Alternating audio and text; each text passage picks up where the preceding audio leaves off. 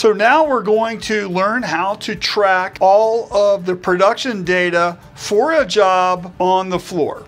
So we're going to set up a job. We're going to track the minutes it takes to set up. We're going to learn how to track what happens when there's a problem. And we're going to learn how to track the production for a job and how to close a job out and send all the data for the job to the cloud. So the first thing we have to do is to get a job.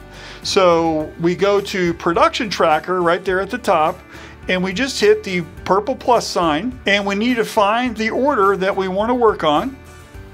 We're going to be on press 1 today, and then what we want to do is find our order, which is Army 123. That's a full front sample. You can see it's 24 pieces only on the front. And by the way, if it had a back, that would be listed twice because those are 2 decoration events. So we're only going to do 24, and we need to start the setup.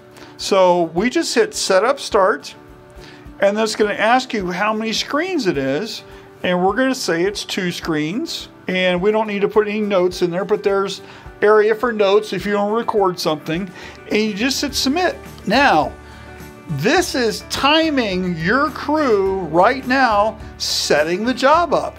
So they're putting the screens in the press, they're registering the screens, they're putting the ink in, they're putting the squeegees, the flood bars in.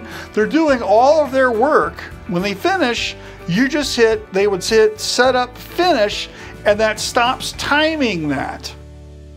Let's just say there's a problem with one of the screens. It was just discovered and we need to resolve it before we can move forward.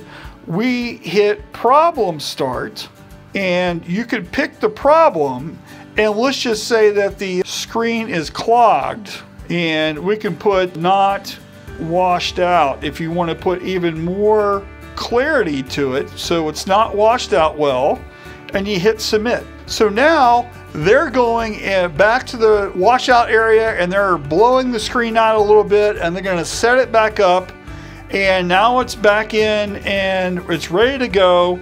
So we hit Problem Finish, Submit, and then that tells the app how long it took to resolve that problem and what the problem is. So if you want to start tracking all of your problems during setup or production or anything like that, this is how you can do it, and it automatically tracks everything. So we got our new screen in and we're ready to rock and roll. The manager just approved the job. So now we hit Setup Finish, Submit. Now the total time that took is now logged in the cloud for us to use as data later. And now we need to hit Production Start.